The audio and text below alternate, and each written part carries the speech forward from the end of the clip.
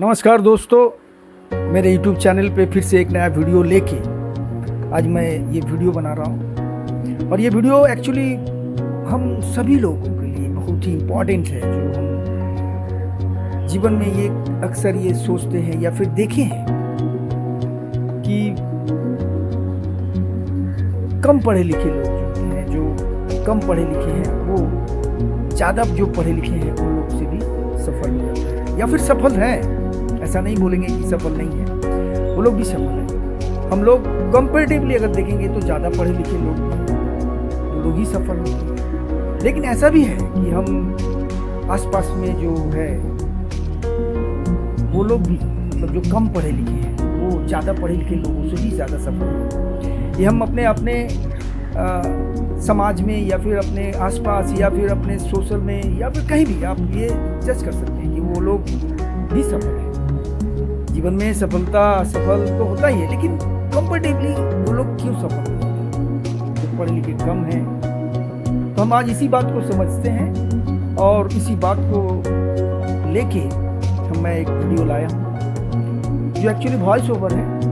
मैं इसको समझाने के लिए मैं इसको वॉइस ओवर किया हूँ या समझने के लिए भी किया हूँ, आप जो भी बोल सकते हैं। तो हम चलिए हम समझते हैं इस चीज़ को। अगर आप मेरे YouTube पे नए हैं तो चैनल को सब्सक्राइब कर लीजिएगा और वीडियो अच्छा लगे तो लाइक कर दीजिएगा।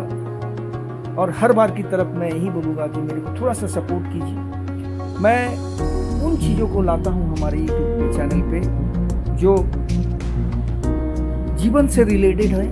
जीवन में हम हर पल कुछ ना कुछ जीवन में होते रहते हैं, तो उसी चीज़ से रिलेटेड कहाँ गलतियाँ होती है, कहाँ क्या करते हैं, किस तरह करते हैं, किस जगह में हम लोग चूक जाते हैं, ये सारी बातें मैं इस चैनल पे जलाता हूँ, ये चैनल पे बोलता हूँ। मैं चैनल को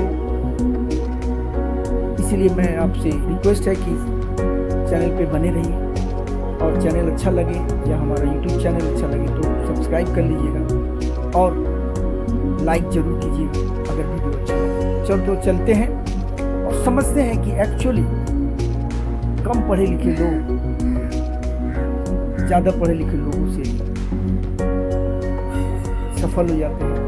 वो लोग ऐसा क्यों? तो चलते हैं। कई बार आपने अपने जीवन में देखा होगा कि बहुत ज्यादा पढ़े लिखे लोग भी असफल हो जाते हैं, लेकिन बहुत कम पढ़े लिखे लोग भी बहुत ज्यादा सफल हो जाते हैं। क्या आप जानते हैं कि इसके पीछे का कारण क्या है? तो चलिए आज इसी बात को समझते हैं। इस बात को समझाने के लिए मैं आप सभी को एक कहानी सुनाता हूँ। इस कहानी को आप बहुत ही ध्यान से सुनिएगा और समझिएगा। एक बार की बात है कि एक बहुत बड़ी जहाज बनाने वाली कंपनी ने एक बहुत ही विशाल जहाज बनाया। अब उस जहाज को बनाने में बहुत सारा समय और बहुत सारा पैसा लगा हुआ था। बहुत सारे इंजीनियर्स लगे हुए थे। अब जैसे ही उस जहाज को चालू करने की बारी आई, हुआ यूं कि वो जहाज चालू ही नहीं हुआ। जब उस मालिक को ये बताया गया कि इतना बड़ा जहाज बना तो लिया है, लेकिन वो जहाज चालू नहीं हो रहा है। जहाज के मालिक ने कहा कि इसमें चिंता की कोई भी बात नहीं है। आप हमारे स्टेट के जो भी सबसे अच्छे इंजीनियर्स हैं, उनको न्योता दीजिए और उन्हें दिखाइए और उनसे हमारे जहाज को सुधरवा लीजिए। उनके मैनेजर ने ऐसा ही किया। जितने भी सबसे अच्छे इंजीनियर्स थे उनको इनवाइट किया। उन्होंने जहाज को बड़ी बारीकी से देखा, गौर किया, बहुत सारा समय गुजारा, लेकिन उस समय को गुजारने के बाद भी वो जहाज को सुधार नहीं पाए। अब मैनेजर थोड़ा परेशान हो गया और अपने मालिक के पास गया और उससे कहा कि अभी भी जहाज सुधर नहीं रहा। हमने स्टेट के सबसे अच्छे इंजीनियर्स को बुलवाया, लेकिन उसके बाद भी जहाज सुधरा नहीं। उसने कहा चलो अभी भी कोई चिंता की बात नहीं, आप हमारे देश के जो सबसे अच्छे इंजीनियर्स हैं उनको बुलाइए, उनको दिखाइए, हो सकता है कि वो इसे ठीक कर दे, क्योंकि नया जहाज है तो कोई बहुत बड़ी प्रॉब्लम नहीं होगी। उसने ऐसा ही किया।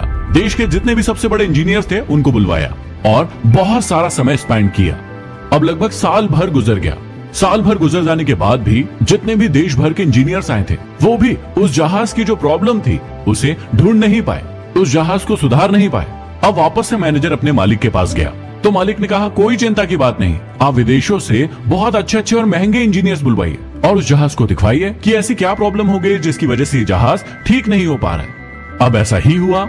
अब बहुत सारे इंजीनियर्स को विदेशों से बुलवाया गया और जहाज को दिखवाया गया कि ऐसी क्या प्रॉब्लम आ गई जिसकी वजह से ये जहाज ठीक नहीं हो पा रहा है। उन्होंने भी लगभग 6 महीने का समय बिताया और बिताने के बाद कंक्लूजन यही निकला कि वो भी उस जहाज को सुधार नहीं पाए। अब सब परेशान हो गए कि ये जहाज सुधर क्यों नहीं पा रहा है। अब मैनेजर अपने मालिक के पास गया और मालिक भी बहुत ही चिंतित हो गया कि मैंने इतना सारा समय बर्बाद कर दिया, इतने सारे लोग बर्बाद कर दिए, पैसा बर्बाद कर दिया, लेकिन इतना सारा समय लगने के बाद भी ये जहाज सुधर नहीं पाया। तो अभी क्या करना चाहिए? तो मालिक ने फैसला लिया कि इस जहाज को हमें ऐसे ही छोड़ देना चाहिए और नए प्रोजेक्ट पर काम करना शुरू कर देना चाहिए। मैनेजर ने कहा कि ठीक बात है, लेकिन हमने इतना सारा समय लगाया है, पैसा लगाया है, इतने सारे व्यक्ति लगाए हैं, ये सब बर्बाद चला जाएगा। मेरी आपको एक सलाह है कि हमारे शहर में एक छोटी पनडुब्बी सुधारने वाला व्यक्ति है जो शहर में बहुत ही ज्यादा फेमस है। वो ज्यादा पढ़ा लिखा नहीं है, लेकिन क्या हम इस मामले में उसकी मदद ले सकते हैं? मालिक ने कहा कि इतने बड़े बड़े देश विदेश से इतने सारे इंजीनियर्स बुलवाए, लेकिन वो इंजीनियर्स इस जहाज को ठीक नहीं कर पाए। तो क्या ये पनडुब्बी वाला छोटा सा मैकेनिक हमारे इतने बड़े जहाज को ठीक कर पाएगा? आप रहने दीजिए। लेकिन मैनेजर ने कहा कि नहीं मालिक, हम इतना सारा पैसा और समय बर्बाद कर चुके हैं, तो क्यों ना उस व्यक्ति को भी एक बार मौका दिया जाए। अब ऐसा ही किया गया। वो मैनेजर उस छोटे से पनडुब्बी सुधारने वाले मैकेनिक के पास गया। उसने कहा कि मैकेनिक साहब, हमें अपना जहाज आपसे सुधरवाना है और इसके लिए आपको हमारे जहाज पर चलना है। मैकेनिक ने उसे देखा और मुस्कुराया और कहने लगा कि साहब, मैं एक छोटा सा मैकेनिक हूँ, छोटी छोटी सी नाव और पनडुब्बियां सुधारता हूँ। मैंने तो इतना बड़ा जहाज अपने जीवन में कभी देखा भी नहीं है, तो फिर मैं आपके जहाज को कैसे सुधार पाऊंगा? उस मैनेजर ने कहा कि मुझे पता है कि आपने ऐसा काम कभी नहीं किया, लेकिन शहर में आपका बहुत नाम है। जो भी लोगों की पनडुब्बियां खराब होती है वो सभी आपके पास ही उसे लेकर आते। तो मेरा विश्वास है कि आप कुछ तो हमारी मदद कर ही सकते हैं, और चाहे ना सुधरे, लेकिन आप एक बार चलकर देख तो लीजिए। मैकेनिक उस मैनेजर की बात मान गया और जहाज पर चलने के लिए तैयार हो गया। जब वो जहाज पर गया तो वो आश्चर्यचकित रह गया, क्योंकि उसने अपने जीवन में इतना बड़ा जहाज कभी भी नहीं देखा था। सबसे पहले वो मैकेनिक उस जहाज पर चढ़ा और उसने 2-3 घंटे लगाकर जहाज का एक एक पार्ट घूमा, एक एक जगह पर घूमा, एक एक मशीन को देखा।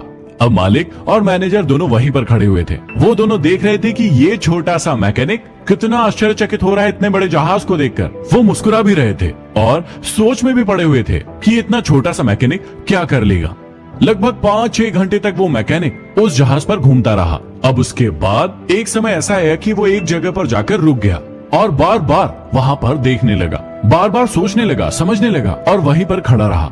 अब बाकी सारे लोग उसे बड़े ध्यान से देखने लगे कि मैकेनिक एक ही जगह पर खड़ा क्यों हो गया और यहाँ पर खड़ा होकर क्या सोच रहा है। वो मैकेनिक थोड़ी देर वहाँ पर खड़ा रहा और सोचता रहा। थोड़ी देर के बाद उसने अपने झोले से एक हथौड़ी निकाली और उस हथौड़ी से एक जगह पर 3 बार जोर जोर से हथौड़ी से मारा, और उसके बाद वो उस मैनेजर के पास गया और मैनेजर से कहा कि अब इस जहाज को चालू करके देख लीजिए। मैनेजर का दिमाग खराब हो गया, मालिक का भी दिमाग खराब हो गया कि इसने तो सिर्फ 3 हथौड़ी मारी और कुछ नहीं किया, और कह रहा है कि अब जहाज को चालू करके देख लीजिए। मैनेजर ने ऐसा ही किया। मैनेजर जब जहाज चालू करने गया तो वाकई में जहाज चालू हो गया। सारे लोग आश्चर्यचकित हो गए, परेशान हो गए, दिमाग लगाने लगे कि इसने ऐसा क्या किया कि इतने कम समय में इस जहाज को चालू कर दिया। सभी लोग बहुत ही खुश हो गए और बहुत ही उत्साहित हो गए। मिठाइयां बंटने लगी, क्योंकि इतने समय के बाद उनका जहाज सक्सेसफुली चालू हो गया था। अब लोगों ने पूछा कि आपने किया क्या? ये जहाज इतनी जल्दी चालू कैसे हो गया? और आपने तो सिर्फ 3 हथौड़ी ही मारी और जहाज चालू हो गया। तो उस मैकेनिक ने बताया कि आपका जहाज पूरी तरीके से ठीक था, उसमें कोई भी प्रॉब्लम नहीं था। बस एक छोटी सी प्रॉब्लम थी कि एक फैन था, एक छोटी सी पंखी थी जो जहाज को चालू करने में बहुत ही इंपॉर्टेंट रोल अदा करती थी। वो पंखी कहीं पर अटक रही थी और उसी वजह से आपका जहाज चालू नहीं हो रहा था। मैंने 2-3 हथौड़ी मारी और वो पंखी फ्री हो गई, और जिसकी वजह से आपका जहाज चालू हो गया। अब सभी लोग खुश हो गए और वो मैकेनिक अपनी दुकान पर वापस चला गया। मालिक ने उस मैनेजर को कहा कि अरे जाइए, उस नाव वाले से उसकी तनख्वाह, उसकी फीस जो भी होगी वो पूछ के तो आइए कि उसका कितना पैसा बना। जब मैनेजर उसके पास आया तो उस मैकेनिक ने उसके हाथ में एक बिल दिया। बिल देखकर मैनेजर मुस्कुराया और अपने मालिक के पास ले जाकर उस बिल को रख दिया। जब मालिक ने उस बिल को देखा तो मालिक का दिमाग खराब हो गया। उसने मैनेजर से कहा, ये भी कोई बिल है? इतना बड़ा बिल किस चीज का? उसने तो सिर्फ 3 हथौड़ी मारी है और 1 लाख रुपए का बिल बना दिया। मालिक ने मैनेजर से कहा कि हम उसे बिल्कुल 1 लाख रुपए देंगे, इसमें कोई बड़ी बात नहीं है, हमें उसे देना ही है, लेकिन आप उसके पास जाइए और उससे लिखवा कर लाइए कि ये बिल किस चीज का है। उसने ऐसा क्या किया कि उसने 1 लाख रुपए का बिल हमें बनाकर दिया है। वो मैनेजर उस नाव वाले के पास पहुंचा और नाव वाले के पास जाकर कहा कि हमारे मालिक ये जानना चाहते हैं कि आपने जो 1 लाख रुपए का बिल दिया है ये किस चीज का दिया है, आपने ऐसी क्या चीज की है, उसका ब्यौरा हमें इस बिल में चाहिए। उस नाव वाले ने एक और बिल बनाया और इस बिल को देखकर तो मैनेजर के चेहरे पर मुस्कुराहट ही आ गई। वो मैनेजर उस बिल को लेकर अपने मालिक के पास गया और कहा कि इस बिल में ब्यौरा लिख दिया गया है, आप इसे पढ़िए। अब मालिक ने भी इस बिल को ध्यान से पढ़ा और मालिक के चेहरे पर भी मुस्कुराहट आ गई और उसने अपने मैनेजर को कहा कि ये लो 1 लाख रुपए और उस व्यक्ति को दे कर आओ और उसे वहां से उठाओ और हमारी कंपनी में ज्वाइनिंग दे दो, क्योंकि अब वो यही काम करेगा। अब आप लोगों के मन में भी एक प्रश्न आ रहा होगा कि उस बिल में ऐसा लिखा क्या था कि उस व्यक्ति को 1 लाख रुपए मिल गए और उसे उसकी कंपनी में ज्वाइनिंग भी दे दी गई। अब ध्यान से सुनिएगा, उस बिल में लिखा था कि 20 रुपए हथौड़ी मारने के। ध्यान से सुनिएगा, हथौड़ी मारने के 20 रुपए। और हथौड़ी कहां पर मारना है इस बात के 99,980 रुपए। हथौड़ी कोई भी मार सकता था, उस बात के 20 रुपए लिए गए, लेकिन किसी को नहीं पता था कि ये हथौड़ी मारना कहां है और उसी बात के 99,980 रुपए लिए गए। तो ध्यान रखिएगा कि आपके जीवन में सबसे महत्वपूर्ण चीज है एक्सपीरियंस। यदि आपके पास डिग्रियां बहुत सारी है लेकिन एक्सपीरियंस नहीं है तो उन डिग्रियों का, उस पढ़ाई का कोई भी मतलब नहीं है। लेकिन यदि आपके पास डिग्रियां नहीं है लेकिन आपके पास एक बहुत अच्छा एक्सपीरियंस है, आप बहुत समय से उस फील्ड में काम कर रहे हैं, तो वाकई में आपकी जिंदगी आप संवार सकते हैं।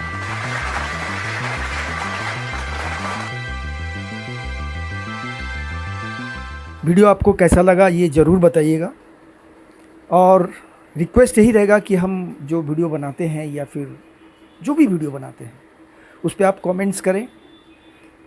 इससे मेरे को पता चलेगा, मोटिवेट होऊंगा और ज़्यादा से ज़्यादा कंटेंट बनाने की कोशिश करूँगा।